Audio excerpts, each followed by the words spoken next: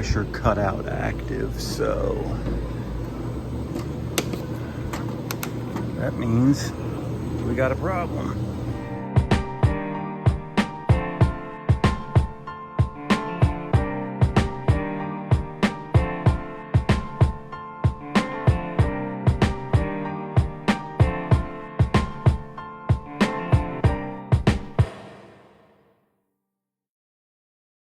For how dirty it is. It's in the shop. Alright, we're gonna reset it here.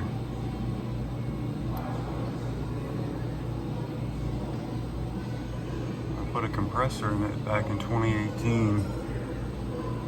They used to have this one. See, they have two here. They used to have this one in a wash bay, and it was constantly getting the hell beat out of it with water and all kinds of stuff. So they moved it out of the wash bay finally. Okay, this is strange. We're back in a high pressure active, but if we go and look,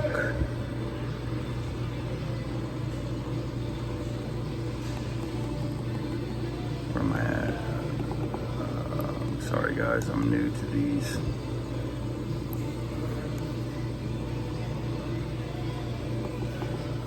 It's saying it's closed.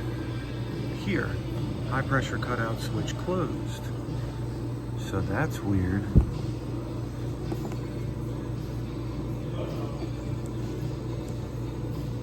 It tried to start for 1 second and it cut right back off for high pressure, but it's still saying it's closed here.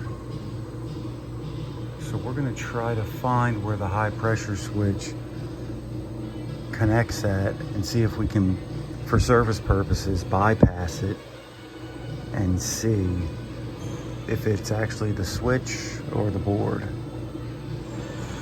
All right, here's our high pressure cutout right here with these purple wires, and it goes to this plug here, right there, and then it connects over here. So these two purple wires here, and they both come into, I think one comes into this plug on the board, and the other one connects to here. So there's a lot of junctions here for this wire that we could have a loose connection or anything really. This here is actually pretty corroded.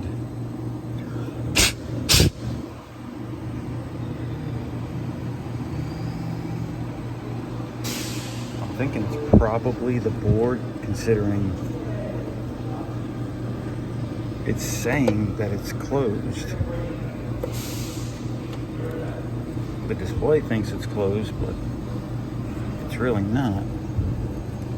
Alright. Little terminal and jump those two together, and we're going to try it now.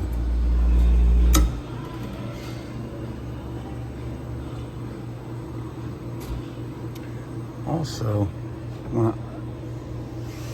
if I mess with this little plug here, it takes off, so I think we gotta definitely have a bad board here, because I just did jump out where the high pressure switch leaves the board and comes back. So, pretty sure we got a bad board here. This is kind of crazy. I started it with this open to see if it would open, the high pressure switch would open momentarily, and now it's working. Not really sure what's going on here, but all right, it did try to go into harvest, but I never heard the hot gas valve energize, and I tested it up there while it was in harvest. I had no voltage on the hot gas valve, so we're gonna try manual harvest again. Yeah, something is Something's really going on here.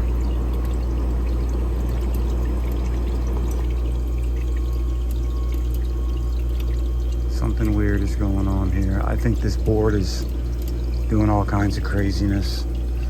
Yeah, see, it's supposed to be in harvest. Hot gas valve on. I got it on the plug there. Hot gas valve not on. Something really weird's going on here, guys. You see, I know the hot gas valve works because it comes on startup.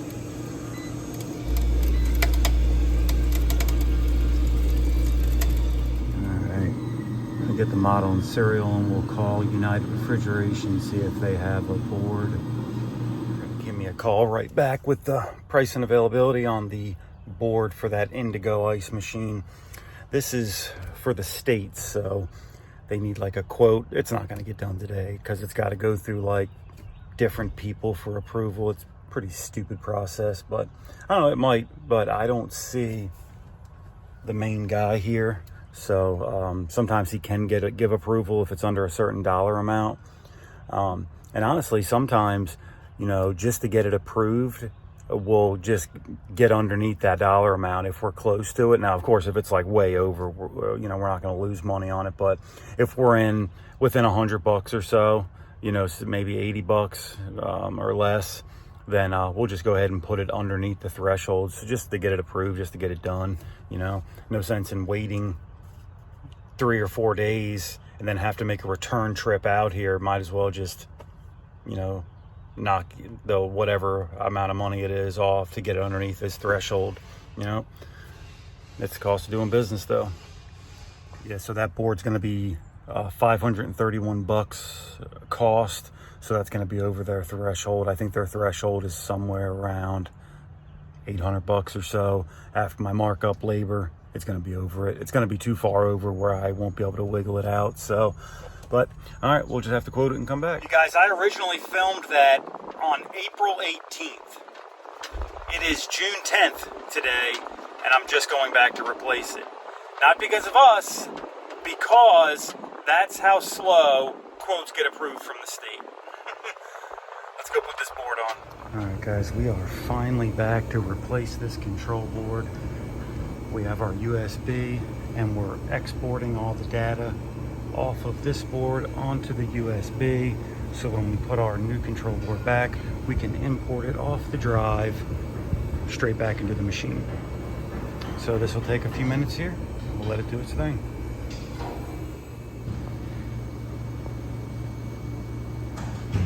Beautiful. All right, now we're going to kill power to the machine. Oh, it's trying to start.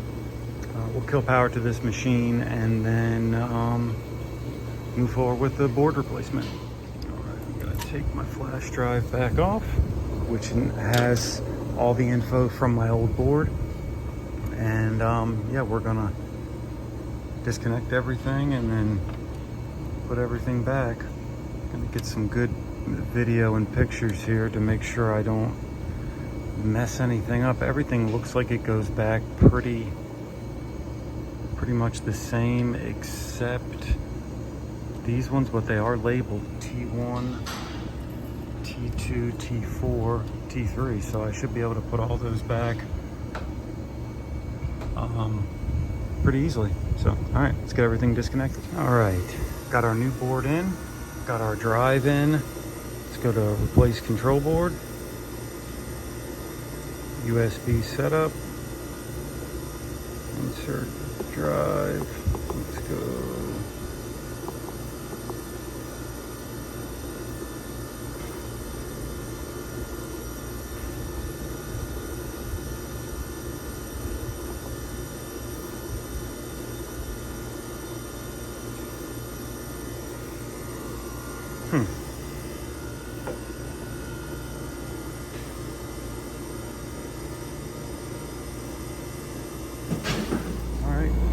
We are making ice.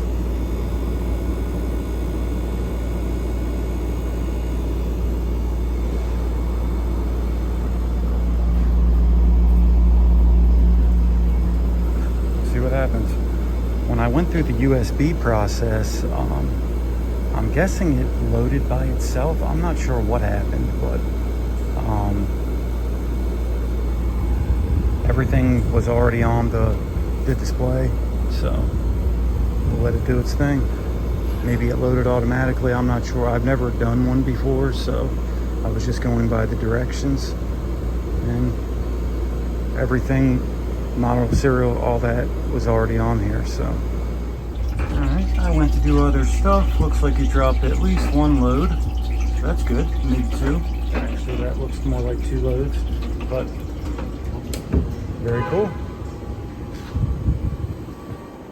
Yeah, guys, I don't work on a whole lot of ice machines anymore. I have a handful of them that I service. Most of them are for the state because we have contracts with them to take care of all their HVAC, and the ice machines are included. So I used to work on a lot more ice machines early in my career. Most of them were the Manitowoc Q models, but that was like 15 years ago. So the Indigos are here now, and now the Indigo NXT is also out. So like I said, I don't work on a whole lot of them, so you'll forgive my my kind of all over the place and kind of fumbling and bumbling around on this service call, but we got to figure it out. We got to figure it out relatively quick. I just wanted to go over everything and make sure I was making the correct diagnosis with the bag control board, and that we didn't need any other parts. So that's where we were at with it. I'm glad we got it up and running, but that was definitely a weird situation. I followed the directions that they sent with it. I downloaded all the information onto a memory stick, and then when I inserted it into the new board, fumbled around with that for a while, but I don't remember it ever uploading, but all the unit information was already there. So there it was. I don't know if it stored it in the display screen or it actually did load and I didn't know it did it. So maybe someone down in the comments can help me out that works on those more than I do. But either way, it's running. That was Monday, I believe. It's actually Wednesday today. So it was Monday when I did that service call. So I was actually back there Tuesday on an air conditioning issue and checked on it, and it was full of ice. So things working good, and we got nothing to worry about there. So all right, guys, that's going to be it for this one. I'm done rambling. Don't forget to like and subscribe. I'll try to do some more service videos this week. I should have some more tools coming up. I had some guys email me, said they want to send me some stuff, but I haven't got it yet. So we'll see how that goes. But either way, like and subscribe, guys. Catch you on the next one.